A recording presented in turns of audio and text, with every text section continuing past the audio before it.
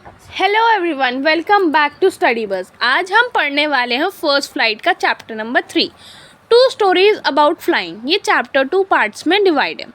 First part है his first flight, जो कि लिखा है लियम फ्लर्टी ने, और दूसरा है ब्लैक एरोप्लेन, जो कि लिखा है फ्रेडरिक फ्रॉस्टी ने। आज हम इस वीडियो में फर्स्ट पार्ट कवर करेंगे, हिज फर्स्ट फ्लाइट।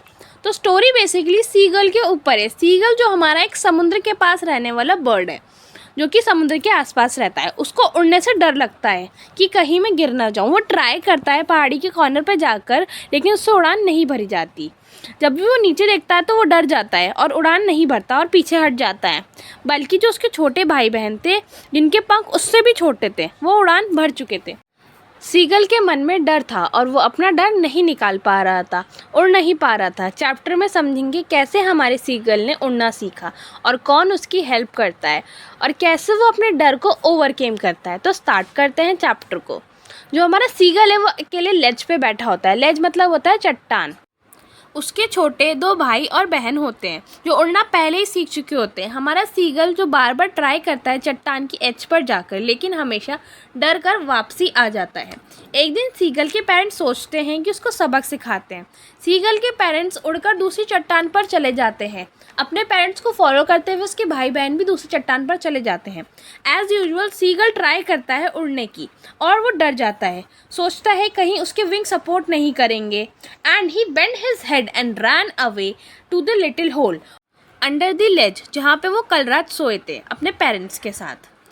सीगल को बहुत ज़्यादा डांटा उनके पेरेंट्स ने और थ्रेटन भी किया। थ्रेटन मतलब होता है धमकी देना। सीगल के पेरेंट्स बोलते हैं अगर तुमने उड़ना नहीं सीखा तो हम तुम्हें खाना नहीं देंगे।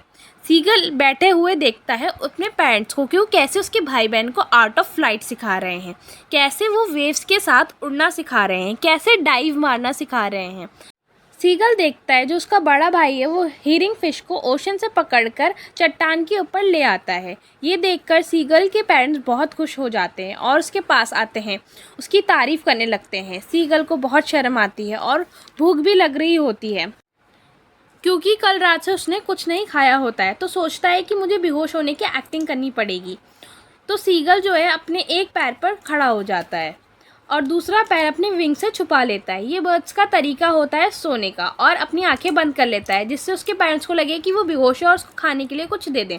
लेकिन उसके बावजूद उसके ऊपर कोई ध्यान नहीं देता है, कोई भी उसे नोटिस नहीं करता। लेकिन उसकी मम्मी उसे देख रही होती हैं, लेकिन रिएक्शन नहीं देती। उनके पैर के पास एक फ़िश का टुकड़ा रखा होता है जिसको वो अपनी बीक से उसके पीसेस कर रही होती हैं।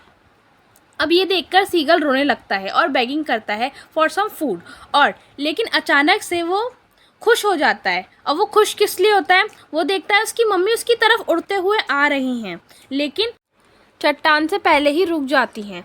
वो दौड़ते हुए अपनी मम्मी के पास आ जाता है और कूद जाता है। अचानक उसे रियलाइज़ होता है कि वो गिर रहा है।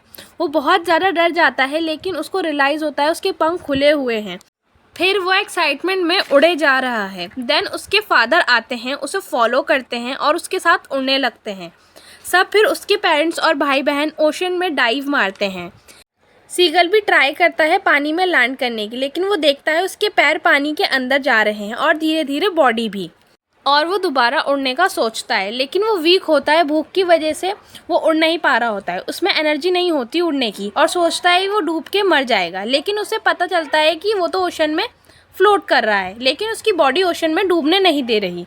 इस समय उसके पेरेंट्स आते हैं, उसे प्रेज़ करते हैं, उसकी तारीफ़ करते हैं, और फिर उसके पेरेंट्स उसको डॉग फिश खाने को देते हैं। डॉग फिश एक काइंड ऑफ फिश है। डॉग फिश खाने के लिए देते हैं, और आखिरकार he made his first flight.